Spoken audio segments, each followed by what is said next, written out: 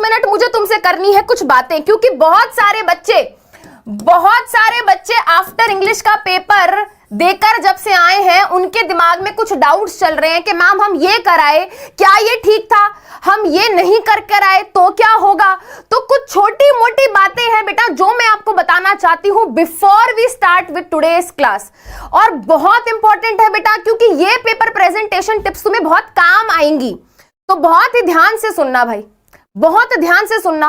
Paper में करके क्या आना है भाई, तुम्हारा पेपर में सही आंसर लिखना बहुत जरूरी है पहली चीज, बट उसके अलावा हम और क्या कर सकते हैं जिससे हमारा पेपर इतना परफेक्ट हो जाए कि एग्जामिनर ढूंढने पे भी गलती ना निकाल पाए, और अगर गलती अगर इधर उधर से उसको मिल भी रही है तो वो हमारी प्रेजेंटेशन देख के इतना इंप्रेस हो जाए, इतना खुश हो जाए कि यार बच्चा मेहनती है, बच्चे ने एफर्ट लगाया, इसको मार्क्स दे देते हैं।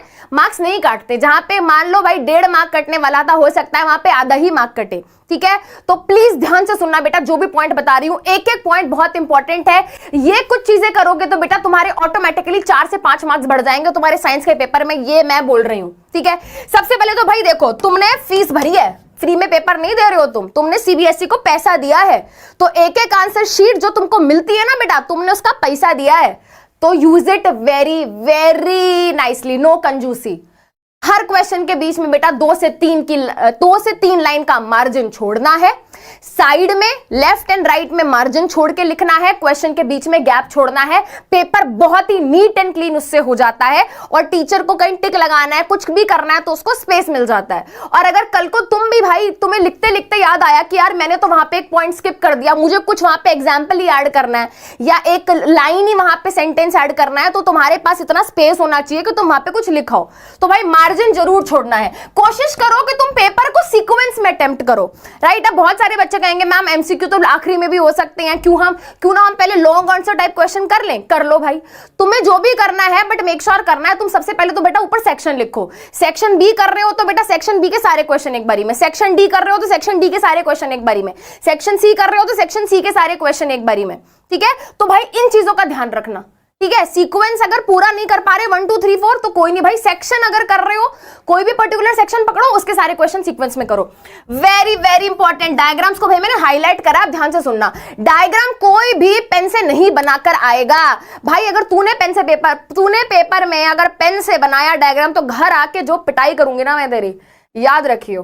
कोई भी बच्चा पेपर में डायग्राम पेन से नहीं बनाकर आएगा, ना ही काला पेन यूज करोगे भाई तुम, ना ही कलर्ड पेन यूज करोगे, ना ही स्केच पेन यूज करोगे, ना ही तुम पेंसिल कलर यूज करोगे, कोई स्पार्कल पेन यूज नहीं करना, है ना। सारी लड़कियां ओ माय गॉड मैम हम तो पुकी हैं, हम तो क्यूट हैं, कोई बेटा कोई क्यूटनेस नहीं दिखानी पेपर में, सिर्फ और सिर्फ पेंसिल का प्रयोग करिए, दैट्स इट। डायग्राम पेंसिल से बनेगा, पेन से नहीं बनेगा। जो भी डायग्राम बनेगा लेबल्ड होना चाहिए, जो भी डायग्राम बनेगा नीचे उसका नाम होना चाहिए, किस चीज का डायग्राम बनाया है। हार्ट का, किसका हार्ट, खरगोश का हार्ट है, छिपकली का हार्ट, किसका हार्ट, ह्यूमन का हार्ट, लिखकर आना नीचे, ठीक है। उसके अलावा डायग्राम लेबल्ड होगा, कोशिश करना सारी लेबलिंग एक तरफ हो। और आखिरी में बेटा अगर टाइम बचता है तो, पहले ही नहीं, आखिरी में अगर टाइम बचता है तो डायग्राम को बॉक्स के अंदर, डब्बे के अंदर आउटलाइन कर देना।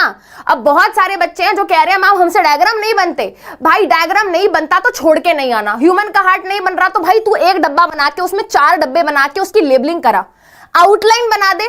किसने कहा कि बायोलॉजिकल हार्ट बनना है? भाई ड्राइंग कॉम्पिटिशन नहीं है, it is not a drawing competition, ठीक है। तुम्हारी नॉलेज के मार्क्स मिल रहे हैं तुम्हें वहां पे, तुम्हारी आर्ट के मार्क्स नहीं मिल रहे हैं, ठीक है। ये हो गया पॉइंट। इसके अलावा भाई अगर आखिरी में टाइम बचता है तो, ये नहीं कि पहले सारा टाइम अंडरलाइन में कर दिया। पेपर कोशिश करो 20 मिनट पहले खत्म हो जाए, आखिरी के 20 मिनट की टर्म्स को अंडरलाइन करना है, और अंडरलाइन बेटा पेंसिल से करना है, ब्लैक पेन भी मैं तो कह रही हूं अवॉइड करो, ठीक है। चलो भाई, उसके अलावा बेटा अपने आंसर को प्रेजेंटेबल और कैसे बना सकते हो? कोई छोटी मोटी सी आउटलाइन डायग्राम डाल दिया, फ्लो चार्ट डाल दिया, कोई टेबल डाल दी, पेपर प्रेजेंटेबल हो जाता है।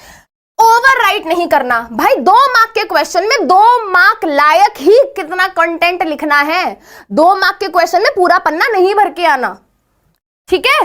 तो ओवरराइट नहीं करना, ज्यादा लिखूंगा ज्यादा मार्क्स मिलेंगे, नहीं, ठीक है। एक्सेसिव कटिंग नहीं करनी, काट काट के नहीं लिखना। अगर मान लो भाई गलती हो भी गई, आई डू अंडरस्टैंड।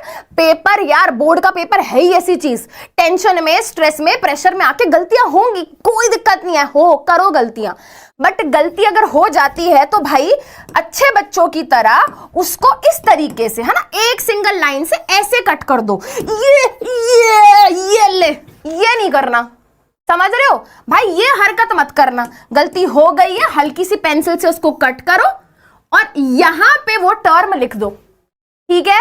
चलो जी, इसके अलावा भाई कोशिश करो जो गलती हुई है उसको पेंसिल से करो, फ्लूइड, टेप वगैरह मैं तो कह रही हूं ये भी अवॉइड करो, ठीक है। सीबीएसई ये अलाउड नहीं करती है, तो प्लीज वो मत करना। और बेटा अपना टाइम वेस्ट नहीं करना। बहुत सारे बच्चों की ये डाउट आ गया, मैम क्वेश्चन लिखने हैं।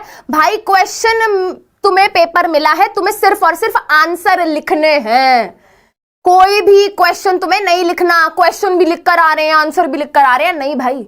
और एमसीक्यू में भी बेटा तुम्हें क्वेश्चन लिखने की जरूरत नहीं है।